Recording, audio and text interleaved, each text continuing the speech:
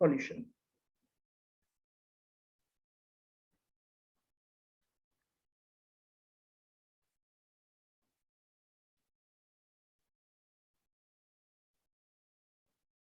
हम बनाएंगे subscription account.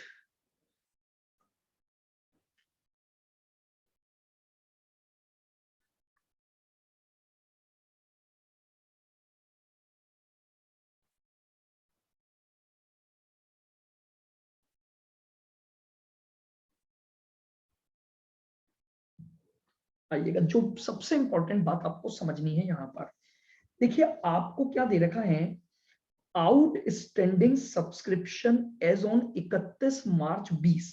हमारा करंट ईयर जो है वो 20-21 है, यानी 31 मार्च 20 को जो आउटस्टैंडिंग था वो प्रीवियस ईयर का आउटस्टैंडिंग था, तो वो करंट ईयर का ओपनिंग बैलेंस बनेगा। तो अगर हमारे पास इनकम का आउटस्टैंडिंग है तो वो हमारी असेट है। तो सबसे पहले ये जो 6500 है ये आ गया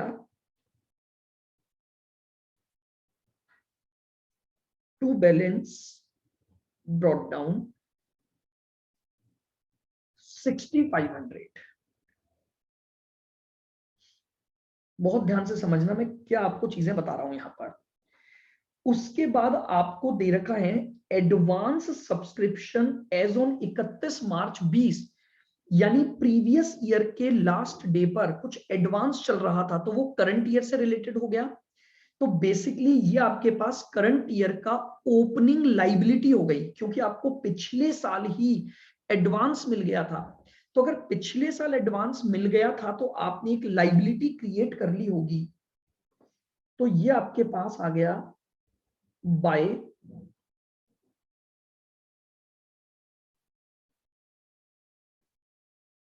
balance brought down which is 2500। आइए आगे बढ़ते हैं। ओपनिंग बैलेंस मैंने दोनों लिख दिए, ये दोनों आपको समझ आ गए। ओपनिंग आउटस्टैंडिंग मेरी असेट है तो असेट का ओपनिंग बैलेंस, और एडवांस सब्सक्रिप्शन का ओपनिंग मेरी लाइबिलिटी है तो मेरे पास लाइबिलिटी का आ गया। अब मुझे ड्यूरिंग द ईयर जो टोटल सब्सक्रिप्शन मिला जरा वो देखते हैं। तो ड्यूरिंग द ईयर 5 मिला प्लस 1 15 मिला प्लस 4 मिला, 1,24,000 मुझे टोटल सब्सक्रिप्शन मिला। एंट्री क्या बनेगी, अगर मुझे टोटल सब्सक्रिप्शन मिला तो एंट्री हो गई आपकी bank account debit to subscription.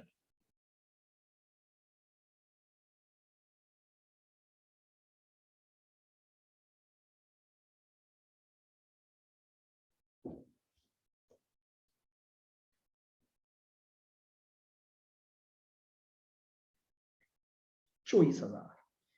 अब असेट का क्लोजिंग बैलेंस चाहिए by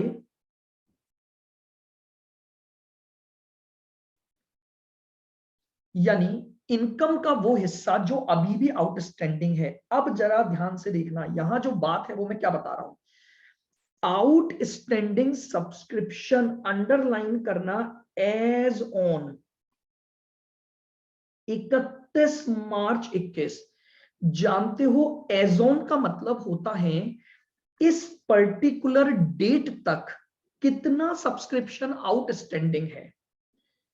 what does it mean, इसमें हर साल का आउटस्टैंडिंग जुड़ा हुआ है। देखो आप अब थोड़ा सा एनालाइज करना प्रीवियस एग्जांपल से इस एग्जांपल में। प्रीवियस एग्जांपल में मैं आपको ये लिखाता था कि ये जो आउटस्टैंडिंग सब्सक्रिप्शन है ये फॉर द ईयर है केवल। तो अगर वो केवल फॉर द ईयर होता था तो मैं उसमें पिछले साल का बकाया भी ऐड कर लेता था ताकि मुझे टोटल आउटस्टैंडिंग पता लग जाए।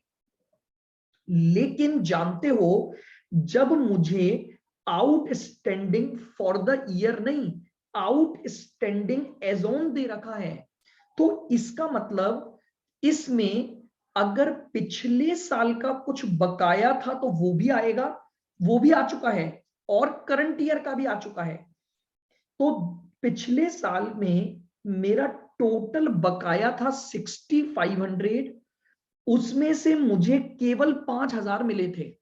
लिसन वेरी केयरफुली, पिछले साल मेरा 6500 का अमाउंट बकाया था, जिसमें से मुझे केवल 5000 मिले थे, तो 1500 अभी भी बकाया था। लेकिन ये जो 8500 है उसमें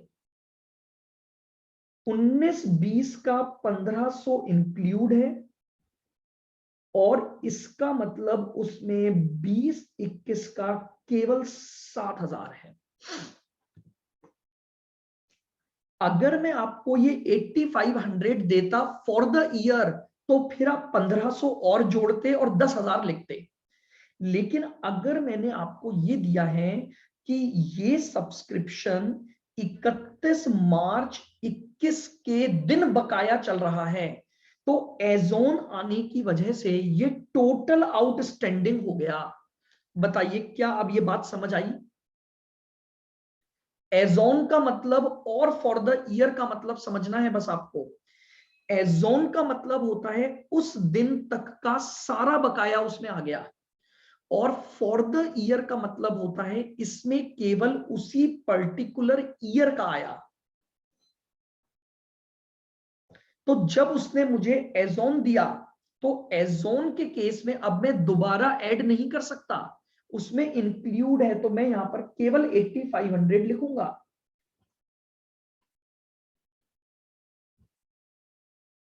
अब आप चाहें तो बाइफिकेट कर सकते हैं, इसमें पक्का पक्का 19-20 का तो 1500 है,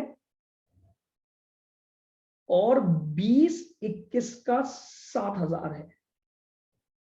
चाहे तो करें, चाहे तो मत करें, मुझे टोटल दे रखा है वो मैंने लिख दिया।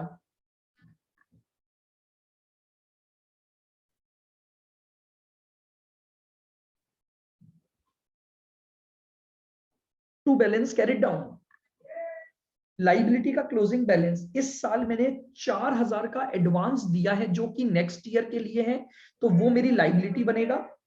तो 4000 मेरी लाइबिलिटी का क्लोजिंग बैलेंस आ गया। 4000।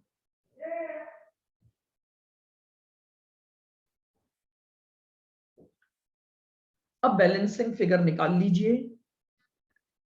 टू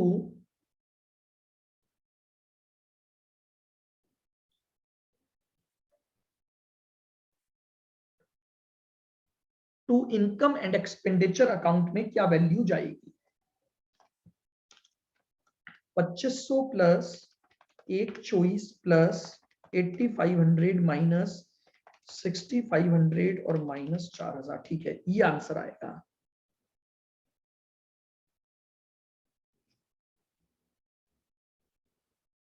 बस इस तरह से आपको ध्यान रखना है, ये एजोन और फॉर द ईयर का पॉइंट बस।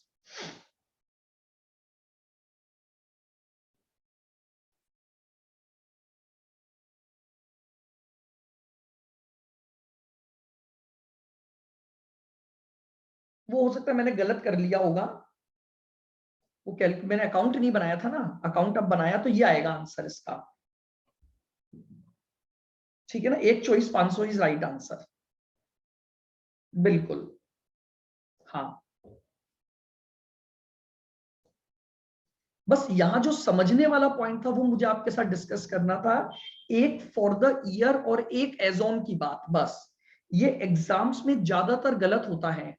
क्यों? क्योंकि लगातार हमारे एग्जाम्स में जो क्वेश्चन है वो सब फॉर द ईयर के मिलेंगे, तो हम जो पिछला आउटस्टैंडिंग है वो अलग से लिखते हैं।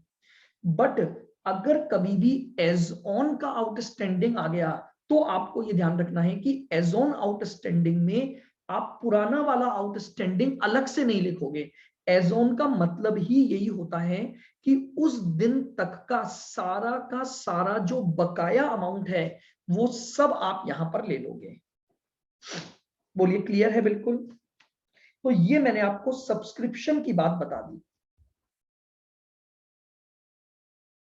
चलिए अब हम आगे बढ़ते हैं।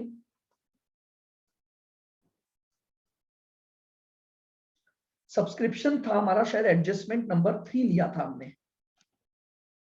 हाँ जी, एडजस्टमेंट नंबर 4 पर आते हैं अपन।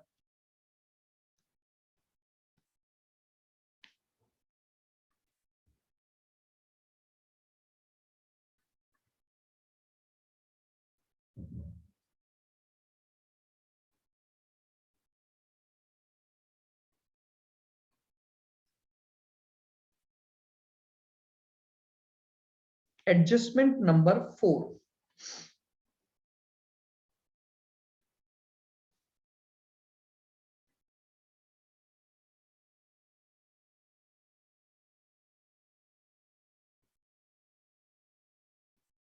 Treatment of donation, treatment of donation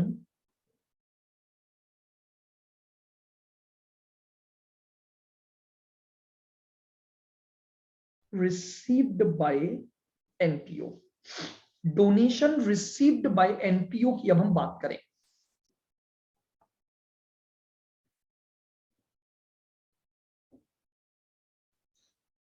जब एक एनपीओ को फॉर द डिफरेंट पर्पसेस कोई डोनेशन मिलती है तो एनपीओ अब उसकी अकाउंटिंग किस तरह से करेगा।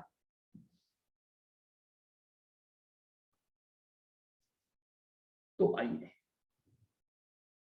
मैं इस डोनेशन रिसीव्ड के दो हिस्से कर रहा हूं।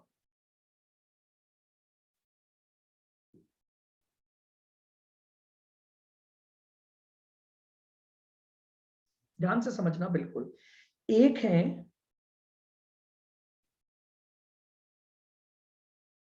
स्पेसिफिक डोनेशन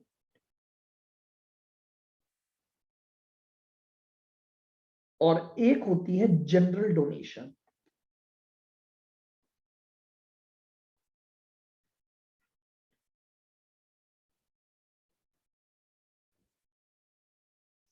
एक है हमारे पास स्पेसिफिक डोनेशन और एक है हमारे पास general donation.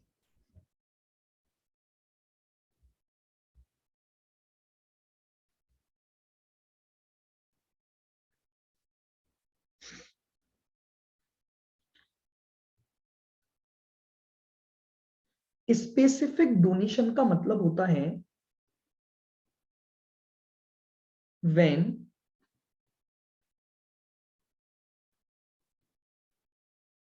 Donation received is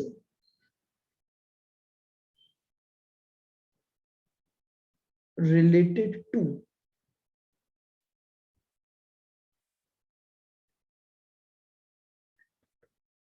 particular purpose।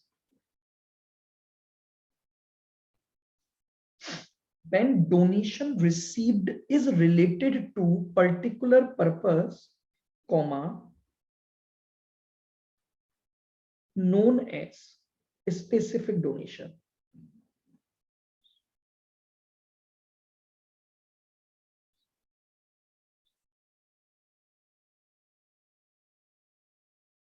Clear बिल्कुल। स्पेसिफिक डोनेशन का मतलब है किसी पर्टिकुलर या स्पेसिफिक पर्पस को पूरा करने के लिए आपको डोनेशन मिलेगी, उसे हम बोलते हैं specific donation.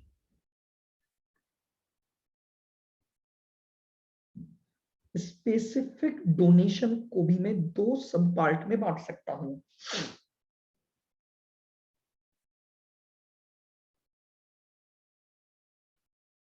where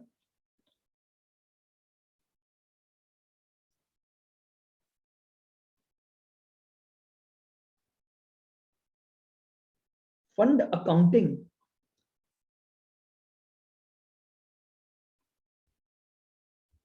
is followed for that purpose। Fund accounting को लेटर ऑन हम दोबारा से डिटेल में भी डिस्कस करेंगे, बट अभी डोनेशन को समझने के लिए हमें उसे थोड़ा समझना पड़ेगा। where no fund accounting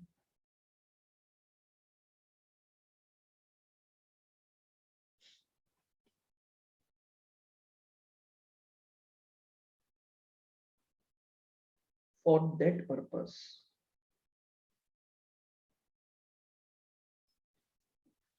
ध्यान से समझना, डोनेशन तो स्पेसिफिक है, यानी पर्पस तो पक्का पक्का बताया गया है, लेकिन वो जो पर्पस बताया गया है एनपीओ ने उसके लिए कोई फंड नहीं बना रखे हैं, does not maintain any fund.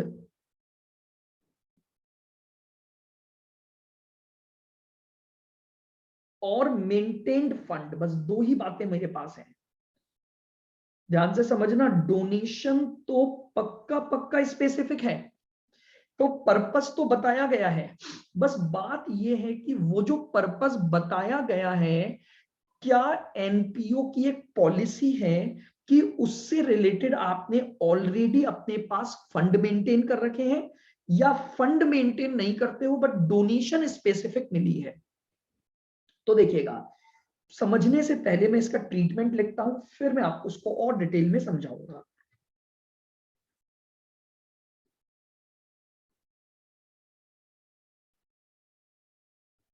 Added to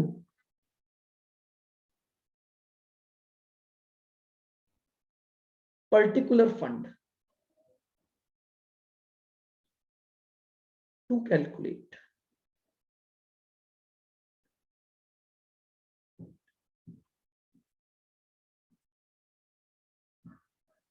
closing balance of fund.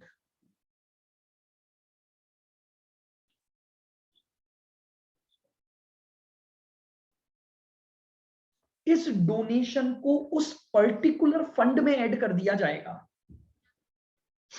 अगर आपको कोई भी डोनेशन मिली है और वो किसी पर्टिकुलर फंड से रिलेटेड है, तो उस डोनेशन की अमाउंट को उस फंड में जोड़ दिया जाएगा।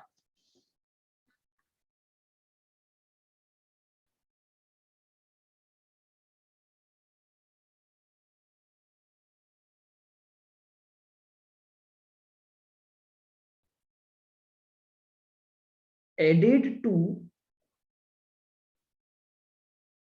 कैपिटल फंड और shown separately.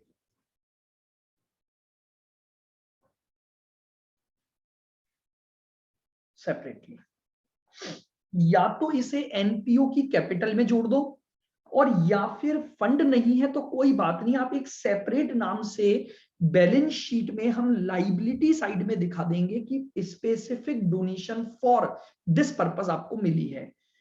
Fund accounting follow है और फंड अकाउंटिंग नहीं फॉलोड है, दोनों में जो डिफरेंस है वो समझना। अगर फंड अकाउंटिंग फॉलोड है तो उस स्पेसिफिक डोनेशन को पहले फंड में जोड़ा जाएगा, फिर फंड का क्लोजिंग बैलेंस निकाल के उसका ट्रीटमेंट होगा, यानी उस डोनेशन को डायरेक्टली बैलेंस शीट में नहीं ले जा सकते हो, फंड में ले जाना पड़ेगा। लेकिन जहां पर फंड की अकाउंटिंग फॉलो नहीं की हुई है, तो उस डोनेशन को आप सेपरेटली अपनी बैलेंस शीट में दिखा सकते हैं, या उसे आप कैपिटल फंड में भी ऐड कर सकते हैं। फॉर एग्जाम्पल, अब मैं आपको समझाता हूं। मान लीजिए, सुनना अब बहुत ध्यान से एक बात, मान लीजिए हम एक क्लब की बात करते हैं और उस क्लब ने अपने यहां पर एक स्पोर्ट्स फंड बनाया हुआ है। स्पोर्ट्स फंड का मतलब है कि उस क्लब में जब भी स्पोर्ट्स इवेंट ऑर्गेनाइज्ड होंगे तो वो फंड उसके लिए यूटिलाइज हो जाएगा।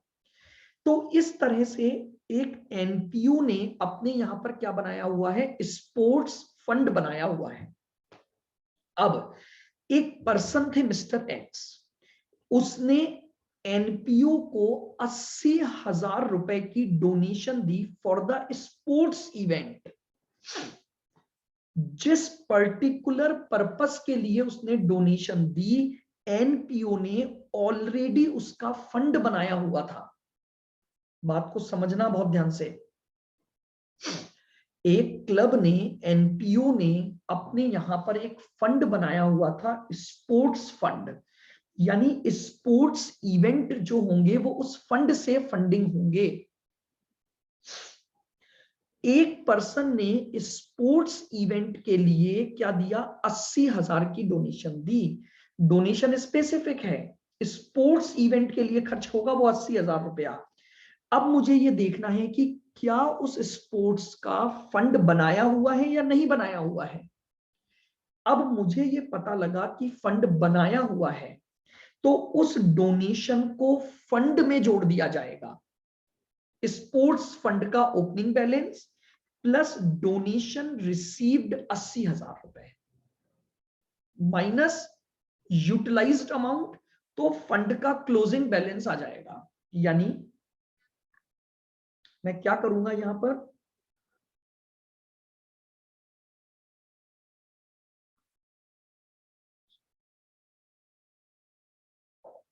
सबसे पहले मैंने लिया ओपनिंग बैलेंस ऑफ फंड,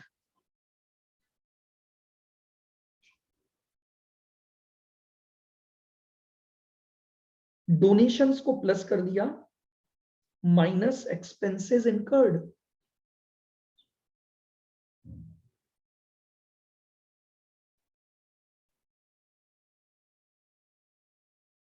तो ये मेरे पास फंड का क्लोजिंग बैलेंस आ गया।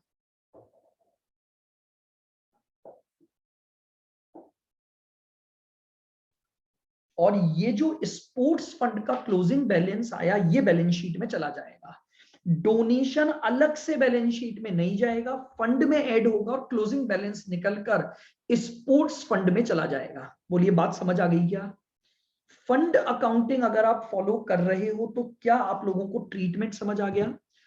जो डोनेशन मिली, देखो क्या उसका फंड बनाया हुआ है क्या।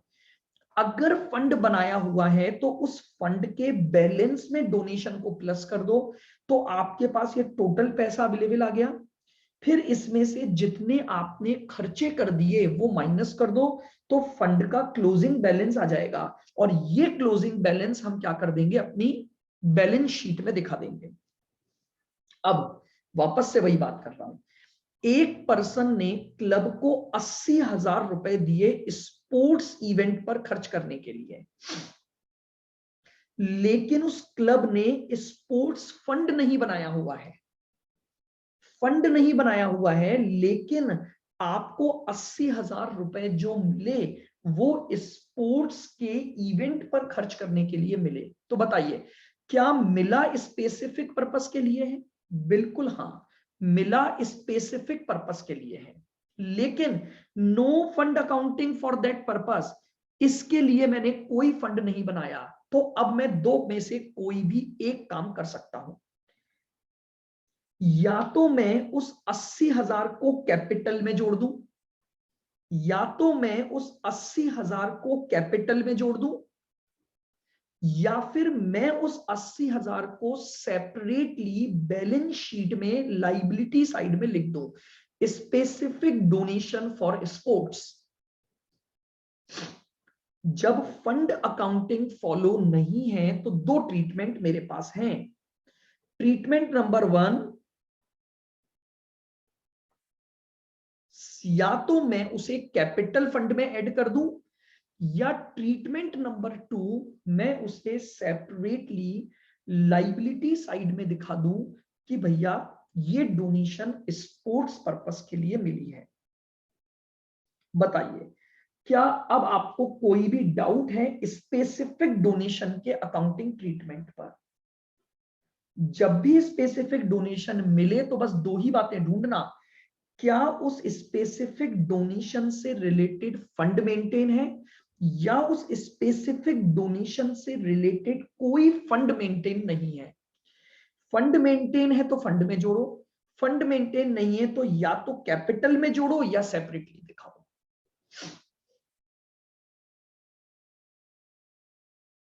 आइए अब बात करते हैं जनरल डोनेशन पर।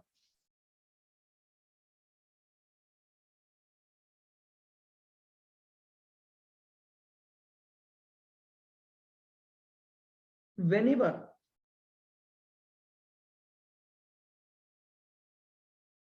donation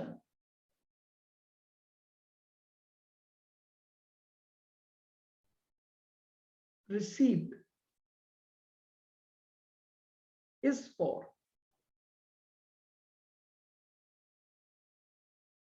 general use,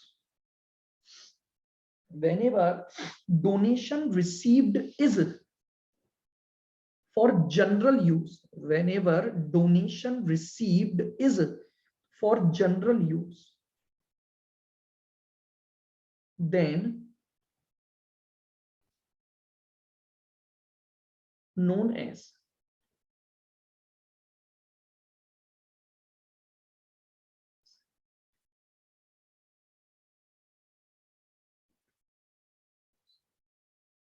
general donation, known as general donation. जब आपको जो डोनेशन मिल रही है वो डोनेशन जनरल पर्पस के लिए मिल रही है, कोई स्पेसिफिक पर्पस नहीं है, डोनेशन मिली तो it will be known as general donation.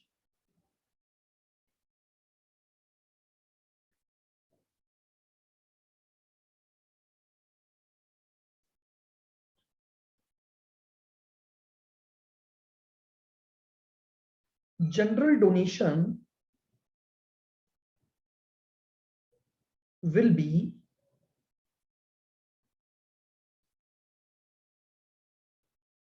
shown as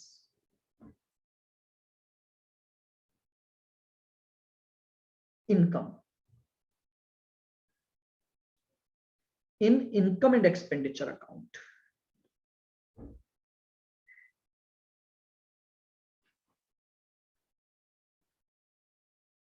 In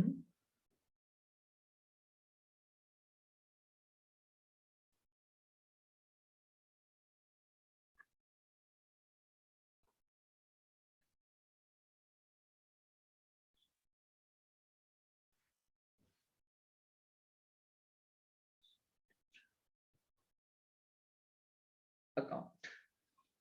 जो जनरल डोनेशन है उस जनरल डोनेशन को हम एज इनकम दिखाएंगे, किसमें? इनकम एंड एक्सपेंडिचर अकाउंट में। क्योंकि डोनेशन मिली but there is no specific purpose for the donation, तो हम ये मानेंगे कि वो जनरल डोनेशन है, और अगर वो जनरल डोनेशन है तो हम उसे कहां दिखा देंगे? इनकम एंड एक्सपेंडिचर में दिखा देंगे। यानी अगर पर्पस स्पेसिफाइड है तो वो स्पेसिफिक डोनेशन, और अगर पर्पस स्पेसिफाई नहीं है तो वो जनरल डोनेशन। तो हम उस जनरल डोनेशन के अमाउंट को कहां दिखा देंगे? हम directly income and expenditure account में उसे शो करेंगे। ये लीजिए, ये आपके पास डोनेशन से रिलेटेड पूरा एडजस्टमेंट था। अब आप इसको देख लीजिए।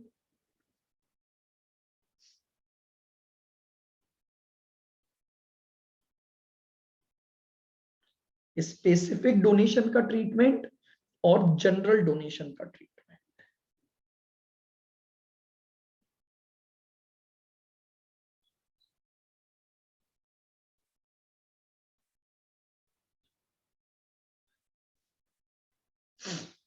ये आपके पास था एडजस्टमेंट नंबर 4।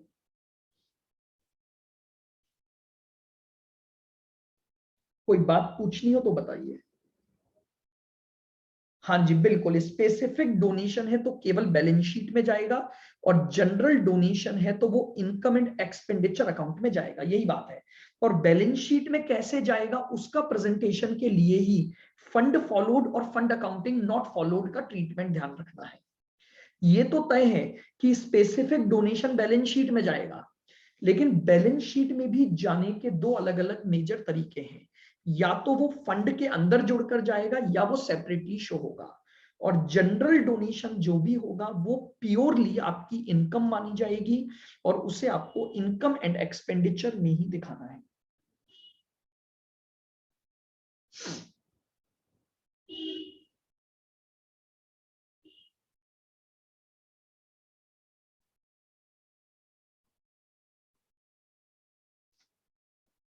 आइए, adjustment number 5।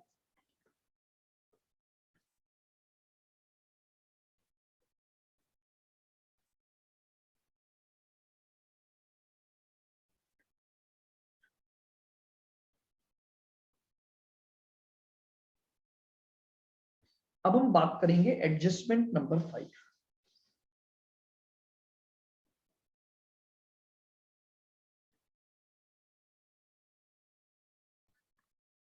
Treatment of legacy receipt, legacy.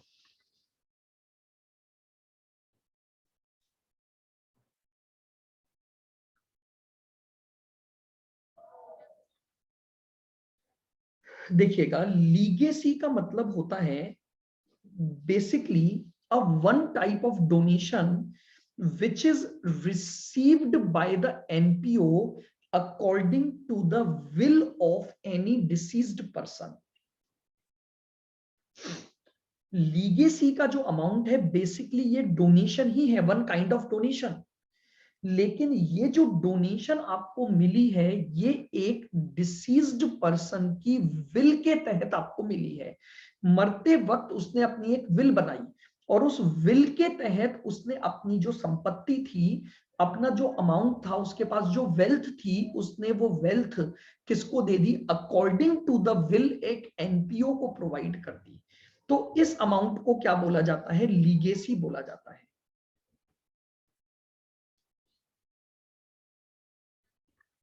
तो आप लिखें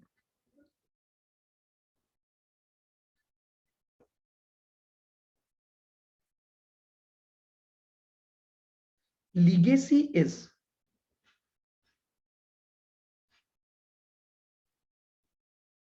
a kind of donation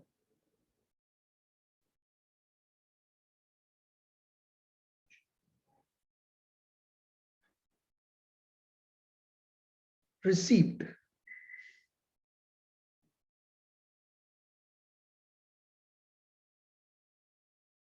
according to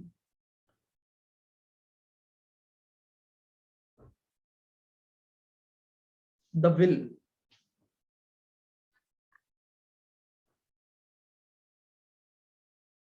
made by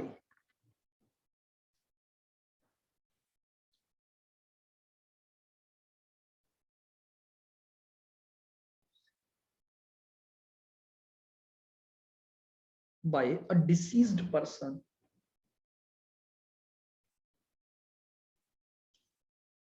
legacy is a kind of donation received according to the will made by a deceased person। एक deceased person यानी death के बाद उस person ने अपनी विल बनाई और उस विल के अकॉर्डिंग उसने क्या कर दिया? अपना पैसा एक एनपीओ को दे दिया। तो देखिएगा, जो भी आपको डोनेशन मिली है according to the will, it is a just kind of specific donation. इसे क्या माना जाता है? Specific donation. और जनरली इसे कैपिटल फंड में जोड़ा जाए या आप इसे सेपरेटली भी शो करते हो, बट जनरल ट्रीटमेंट इसका ये होता है कि लीगेसी को हम क्या करते हैं? कैपिटल फंड में ऐड कर देते हैं। तो लिखें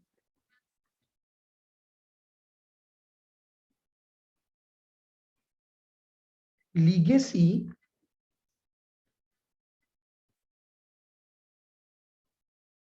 must be directly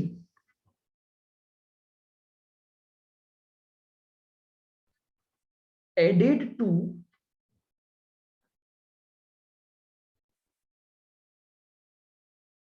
capital fund. जो लीगेसी है उसे हम डायरेक्टली क्या कर देंगे? कहां पर ऐड कर देंगे?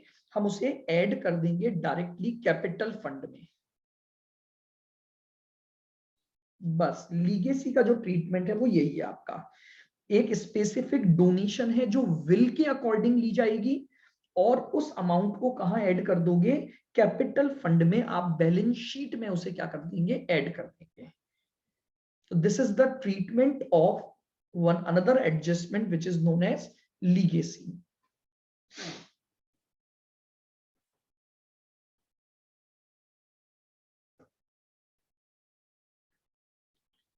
बोलो, क्लियर है बिल्कुल?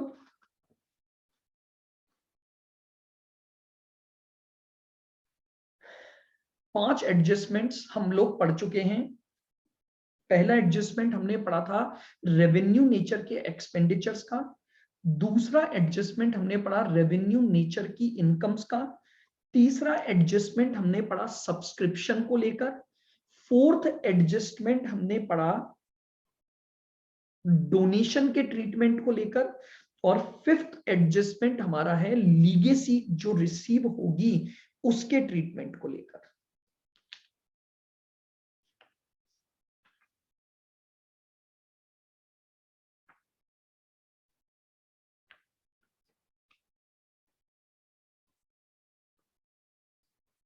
बोलिए, यहां तक में आपको कोई भी बात पूछनी हो तो मुझे बताएं, या यहां तक की बात बिल्कुल क्लियर है आपके पास?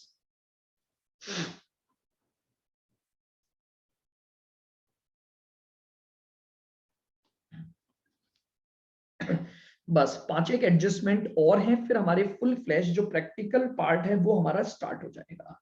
ठीक है, तो अगला एडजस्टमेंट थोड़ा बड़ा है तो हम उसको कल कवर अप करेंगे, विद एग्जांपल उसको लेना पड़ेगा, तो हम उसको कल ही पूरा समझेंगे और उस पर हम प्रैक्टिकल क्वेश्चन करेंगे।